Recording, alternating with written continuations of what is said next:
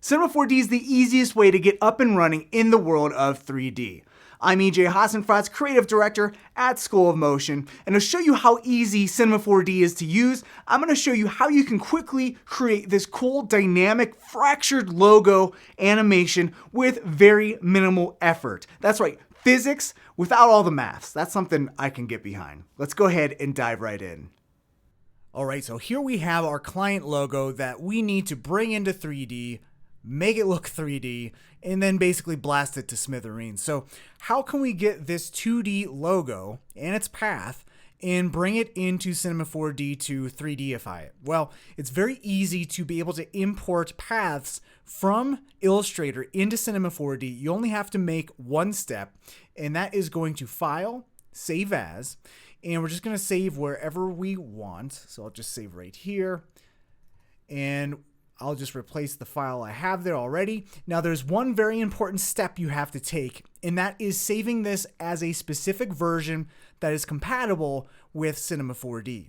And that version is all the way back to Illustrator 8. That's all you need to do, is just make sure your version's Illustrator 8, hit OK, and this will just warn you that, hey, this is a old as dirt format. That's fine. That's exactly what we need. So I'll click OK, and I'm gonna hop into Cinema 4D. And here is my scene already set up here with a floor, okay? And to import that Illustrator file as 3D splines, which is basically the equivalent of Illustrator paths, I'm just gonna go to my file menu and say merge project. So I'm gonna bring another project into this current project right here. So I'll click merge project. There is my Illustrator file. I'll click open. And you're going to be prompted with this Adobe Illustrator import option. Now, typically this connect splines could be either on or off, but since this is just a single logo, I'm just going to connect all of the paths or splines together to form one logo. So I'll click OK, and you'll see there is our logo represented as Cinema 4D splines. And what I can do to center this in the middle of my composition, you can see here's the center of my scene. This is a little bit offset. All I need to do is go and hit this reset position, scale, and rotation PSR button, and that will bring this smack dab in the middle of my scene. I can use these navigation arrows to pan. I can use this up and down arrow to dolly in or out, and then I can orbit around my scene using this button here with the circular arrows. But all I need to do is just kind of center up this logo, maybe zoom out a little bit, and what I can do is scale this up quite a bit. So I'll hit T for scale, or just hit this little scale button right here, and I can just scale up by clicking and dragging. And let's scale this up fairly large, and I'll zoom out, and you can see that we're actually intersecting my floor. So I'll just scale this down just a little bit, so it's just hovering over my floor. And you can see if I orbit around, there's my floor, and my logo is kind of hovering over it. Now, if I go ahead and try to render this, this is not going to render at all because it's basically just invisible lines, okay? Just like in Illustrator, if you have a path with no fill or stroke, it's not going to actually show anything at all, right? So we need to make geometry based off of this spline logo. And to do that, we're going to go into our generator menu, and this is a menu that basically generates geometry based off splines. So what we can do is just simply extrude this spline to create some geometry. So I'm going to just release my mouse button. There's the extrude. Now, how generator objects work, they're all color-coded green. You can see quite a few of these generator objects. What they need is another object to be fed into it so it can generate geometry based off it. So for the extrude to work and act upon this logo here, I just need to simply click and drag and make sure that this arrow is pointing down. And when I release my mouse button, you'll see that this logo is now a child of this extrude object in this hierarchy here. And now this extrude object can act upon and create geometry based off this spline, as you can see in our viewport here. Now, if I render this view by clicking this little render view clapper up here with the little rectangle, you'll see now we actually have some 3D geometry. So just by extruding our logo spline that came in from Illustrator, we already have a 3D object we can play around with. Now I'm going to stop my render by just clicking anywhere else in my interface here. And if I click on the extrude, I can reveal all of the attributes in the attributes manager down here. So one thing we can do if we go into the object tab is we can control the object properties of this extrude. And we can actually offset the extrude, which is basically how big, how much is that extrude length. So if I bring this down to say 28 centimeters, you can see that this is looking pretty good. If I rotate orbit around this, you can see how thick that is. Maybe that's a little too thick. I can always adjust these up and down arrows by clicking and dragging here and maybe get that down to 20. I can also enter in any number I want to, say 22, and get a precise amount of offset for my extrude. Now in the caps, we have the ability to add a bevel. Now 3D objects are created with very sharp edges, like perfectly sharp edges. So you always want to add a little bit of roundness to add to the realism of your object. So to add a little bit of bevel, all you have to do is just crank the size up to something other than 0. So if I just click on this up or down arrow by clicking and dragging, you can see that we're getting a little bit of this like really nice specular highlight here. You can see I have all these materials down here in the material manager. I can just go ahead and quickly apply this white material to my extrude by either dragging and dropping this directly on my extruded logo here in the viewport, or I can drag this onto the object in the object manager here where all the objects that are in your scene live. So I'll just go ahead and just drag and drop this over this logo here, and you can see that my logo turned white. It's got a little bit of shiny reflection on it, and it also applied to the object here in the object manager. You can see there is my little icon with my material applied to it, so I know that that white material is on this extrude. Okay, now one thing I want to show you that's really, really awesome is if you're into sports graphics or anything like that, chiseled text is like all the rage, and to do that in Cinema 4D, it is extremely easy. So what I'm going to do is just drag this slider, so you can either adjust the size by clicking on the up and down arrows or by clicking and dragging on the slider. And if I bring this all the way to about, 7 centimeters or so, you'll see we get this really nice bevel. But if I bring the shape depth and I drag this slider down and I change this to say 0%, just go down, or I could just enter in 0 and hit enter, you can see we have this really beautiful chiseled edge right there. And this is just like, it's so simple to make this really cool chiseled text. So if chiseled text is what you need, you literally only have to like change a few options in here. I'm just going to bring this chiseled edge down to maybe like 0.3 and then just add a little bit of depth, or basically just a little bit of rounding on that edge there. So we have a nice little highlight around the edge here. And I would say we're looking pretty good at this point. I think the extrude is looking nice. What we can now do is let's smash this thing. Let's break this thing into pieces. And to do that is also extremely easy. So chisels, bevels, very easy. Same thing with breaking things into pieces. And to do that, we are going to go and create yet another generator. So if I go to this icon here, this menu with the cube with all of the dots on it, and click and hold, you'll see we have something called Voronoi fracture. It sounds very fancy. It is kind of fancy. But if you go ahead and release your mouse button, you're going to see that that is now added to our object manager. And you can see that it's also color-coded green. The icon's green, which means that you need to feed this another object for it to act upon it. So what we want to do is we need to feed in this extrude, and we can actually double click on this name and just name this E logo. Okay.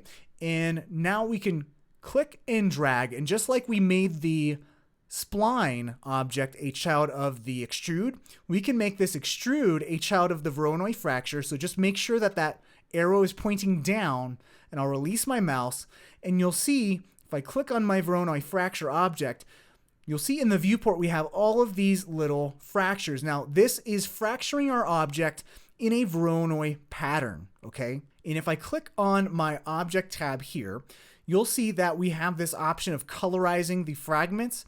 If I turn this off, you can see that that is basically just a visualization for you to see the fragments. This actually does not render with these colors, but for now I'm going to leave the colorized fragments just to visualize what our fracturing will look like for the time being. Now there's this really cool option called offset fragments, where if you bring this up, you can basically just make like cracks in your logo, which is really nice. I'm just going to go ahead and zero that out because I don't want to show the cracks right now. And if I move over to the Sources tab, you can see that here is the source of all of our fracturing. If I click on this point generator object here, you'll see that all of these little green dots show up. Now, everywhere there is a dot is where a fractured piece is going to be. And you can see that in my sources options here, you can up the amount of points that are distributed along your object. So you can really bring this up. And the more points you have, the more fractured pieces you will also get. So one other thing you can do is go down to this transformation and just twirl down this menu here by clicking on it. And if I scroll down to reveal the transformation options, what you can do is basically scale down or move or rotate the dots, all the points within this little bounding box here. So you can actually have a lot more clustering of points, like say in the middle, if I adjust the scale in the Y and even the Z, so you can see what's going on there. So you can actually have full art directability as far as where the fracturing on your object's gonna be. And this is really, really cool. You can move this wherever you want. Like say you really want a ton of fracturing in the middle, but maybe less on the outside, you can totally do that with adjusting these options here. So I'll have this so all of the points are kind of right here towards the top of my logo, and maybe play around with how many points we have there, how many little fractured pieces we have, and I think this is looking good. Now, if I hit render, I just want to reiterate that these colors are not going to show up on our render, which is good. That's just for visualization. But what you'll also see is like we can't actually see the fracturing at all.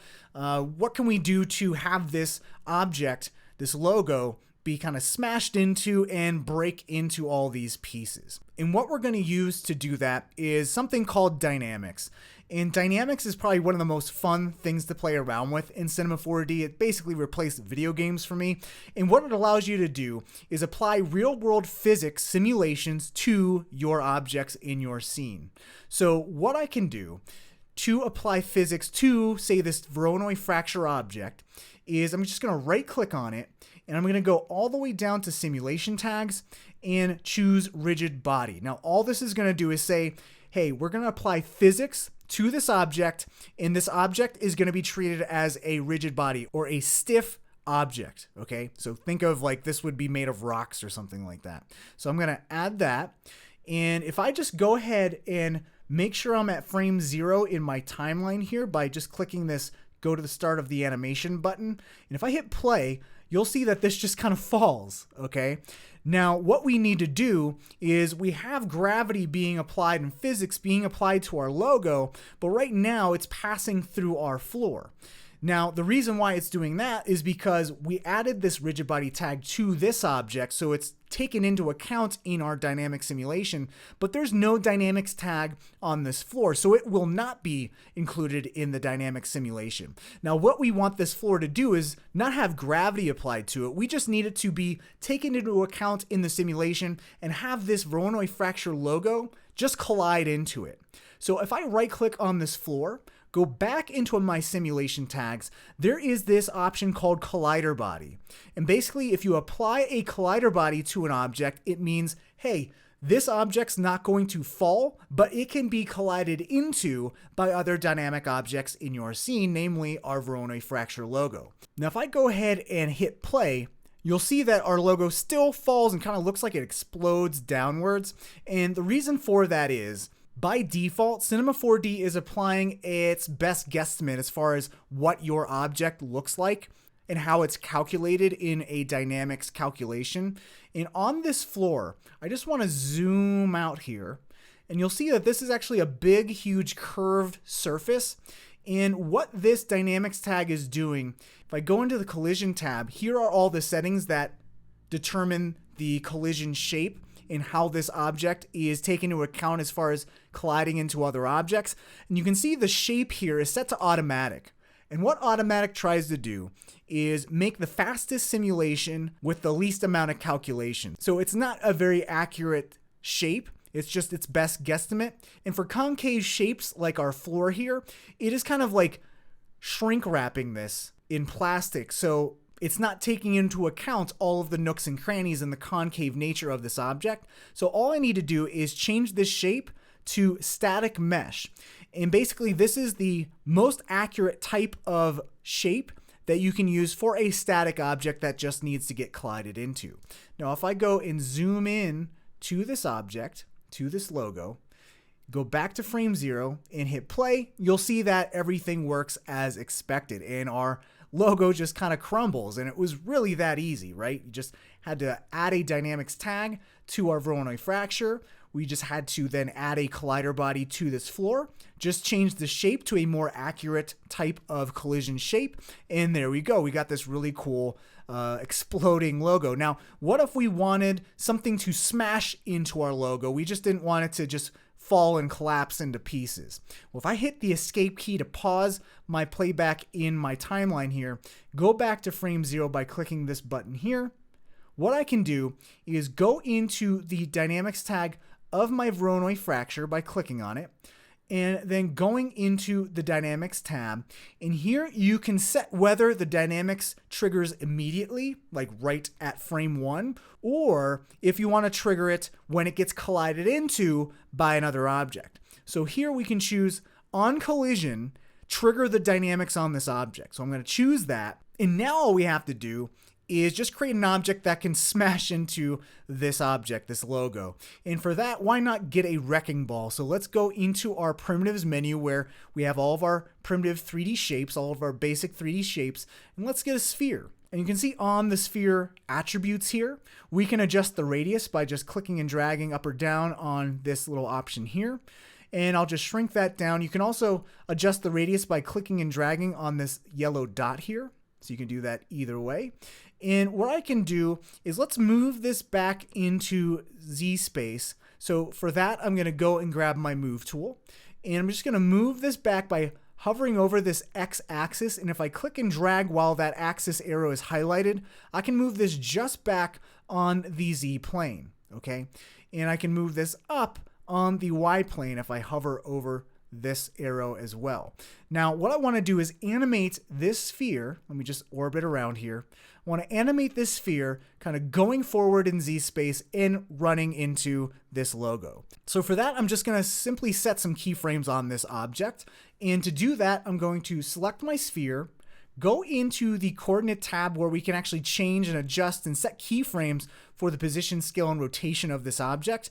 And you'll see these little dots. If I click on one of these dots, it is going to set a keyframe. Okay, and you can see in my timeline here, there's a little rectangle. That means there's currently a keyframe on this frame. And I'm just going to set a keyframe for the position Y and Z. So we just stored the position in X, Y, Z on frame 0. Now let's go about 15 frames forward by clicking and dragging on this playhead and just bringing this to frame 15. And let's move this sphere by hovering over the Z axis and clicking and dragging. And you can see we're again constraining this in the Z axis. And maybe we can move this up a little as well. And I'm just going to go ahead and record the keyframes here, record this position change. So I'll click these circles, fill them in. We got all these red dots. You can see the animation path in my viewport. And if I scrub by clicking and dragging on this playhead, we have the most beautiful animation we've ever made. And if I hit play, you're not going to see this sphere smash into our object at all. It's just going right through it. And again, that's the same thing that happened with our floor, where it's not taken into account in our dynamic simulation because we don't have a dynamics tag applied to it. So let's go and right click on the sphere, go to simulation tags, and make this a collider body as well. Because remember, we don't need this to have gravity applied to it. We just need this to be a wrecking ball that can collide into other objects. So I'll choose collider body. The actual collision shape for this set to automatic is going to be perfect. And now if I go back to frame 0 and hit play, boom, you can see that our sphere just smashed right through our logo and did a good amount of damage here. Okay. Now what I'm doing right now is I am orbiting in my scene by using some shortcut keys. So instead of having to orbit around up here or zoom in using these keys here, pan, zoom, or orbit, I can actually use the 1 key to pan, the 2 key to dolly in or out, and hold the 3 key down and click and drag to orbit around. So that's exactly what I did. And if I hit the escape key to pause the playback, if I hover over an object and hit the 3 key and click and drag, I'm actually orbiting around that object that yellow crosshairs was at. And so I can go over here, hold the 3 key down, click and drag, and you'll see that I'm orbiting around that pile of rubble now. So easier to navigate by using the 1, 2, and 3 keys than having to navigate up there. Okay, so if I go back and hit play, this is looking pretty nice, right? Let's go ahead and go to our Voronoi fracture here. Go to the Object tab, and let's uncheck the Colorize Fragments so we can actually see what this will look like. And another thing we can do is maybe we want to have a different material on the inside of this fractured object. So we have a white material on the outside. Let's make like this yellow material to be applied to the inside of the fractured pieces. So what we can do is on our fractured logo, we can go to selections, and here we can add selections of the inside faces, the outside faces, and actually apply different materials to each of those aspects of our Voronoi fractured objects. So if I click on both the inside and outside faces and check them on, you can see here are some polygon selection tags. And basically what I can do is if I move this material that I applied to that logo and click and drag and place this onto my Voronoi fracture object, what I can now do is use this selection area in this material tag and drag and drop either one of these polygon selections to apply a material, this material, to whatever selection I want. So if I click on here, okay, that's the inside faces, here's the outside faces. Let's keep the white material on the outside faces. So what I can do is just click and drag this outside faces selection and let go, and you'll see that that white material is applied to the outside. And if I click and drag this bamboo yellow material and apply this to my Voronoi fracture, you'll see that this is going to kind of overwrite this. But if I click and drag this inside faces polygon selection into this selection tag, this will only be applied to the inside of the Voronoi fracture here. So if I go ahead, hit the 1 key to pan to center up the rubble and hit this render current active view, you can see exactly what is going on. You can see the yellow materials applied to the inside of our object and the white material is applied to the outside faces. So really easy to be able to add different materials to different parts of your fractured object. And I'm just going to hit the escape key to stop that render. And I think this is looking really, really nice. Now, what if we decide that, these pieces are flying out way too fast? What if we wanted to slow that down? Well, what I can do is go into my project settings by going into mode and going to project. And here I can navigate over to this dynamics tab and go to general. And this is where the project wide dynamic settings live. Now, if I wanted to slow this down, all I need to do is adjust this time scale to say, let's change this to like 50%. And you'll see this will slow down the dynamic simulation by 50%. If I change this to 10, let's let this go around again. You can see that these objects are kind of floating in midair, and that looks really cool too. So again, all of this art directability here. Here we have even gravity. So if I change this to like 30% time scale, so it's playing at 30% of like the real speed that we were seeing there. And if I adjust this gravity to, let's say 200, what you'll see is we just removed a lot of gravity and all of these things are kind of floating around. Now, if we just totally remove gravity altogether by changing the gravity value to 0, watch what happens. Everything just kind of floats off into space. And if I zoom out, you can see what's going on there. And this looks really cool, like such a cool effect, and really can be done with very minimal effort. And this is looking really great. Now, what I want to do is maybe hide this sphere so it doesn't actually render in our view when we actually go to render. Let me actually just bring this sphere in the middle, and you'll see that this will actually render in our viewport, and we want this to be like invisible. We don't want this to show up in our render view. So what I can do to solve that is go on my sphere, and there are these 2 dots. If I double click on the top dot and change it from green to red, you'll see this will hide it from my viewport view. But if I click on the circle below it and fill that with red, this will mean that it won't show up in the render either. So the top dot is if it shows up in the viewport, bottom dot is if it shows up in render. And now if I render this again, you'll see that the sphere does not render. Now I can even have this show up in the viewport and just not show up in the render, because again, the render view is turned off. Okay, just the viewport view is at its default. So now we can have this object kind of explode, and you can see that if I render this now, you'll see the pieces, you'll see the fractured pieces, but you will not see the actual object that is causing all of this calamity here, okay? So I would say this is looking really good. Let's go into our layers here, and I have a bunch of objects hidden from view and hidden from the hierarchy. I'm just gonna click these two buttons. I have a camera that's already animated here that I'm gonna look through, and we can just go to frame 0 and hit play. And this is our really awesome fractured logo animation that we can go ahead and render. Now to render this animation, we're just going to simply go to our render menu and go to render to picture viewer. And I'll just write over this other file. And now we can watch our render frame by frame. And with that, we imported our Illustrator paths into Cinema 4D, extruded it to make 3D geometry based off of it. We then fractured that logo using Voronoi fracture. And then we use dynamics to apply real-world physics simulations to all of our objects to make our exploding logo. It's pretty crazy how easy it is to create a dynamic simulation like we just did. And like I said, it's like video games for me. It's so much fun to play around with.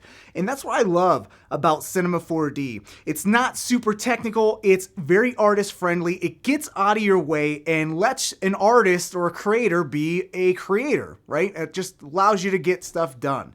Now, if you want to learn about Cinema 4D from the ground up, definitely head over onto School of Motion and check out my course called Cinema 4D Basecamp. This course is going to get you comfortable and up and running in 3D with all of the basic foundational principles that you'll have to learn to be a successful 3D motion artist. Thanks for watching, and I hope to see you at Basecamp.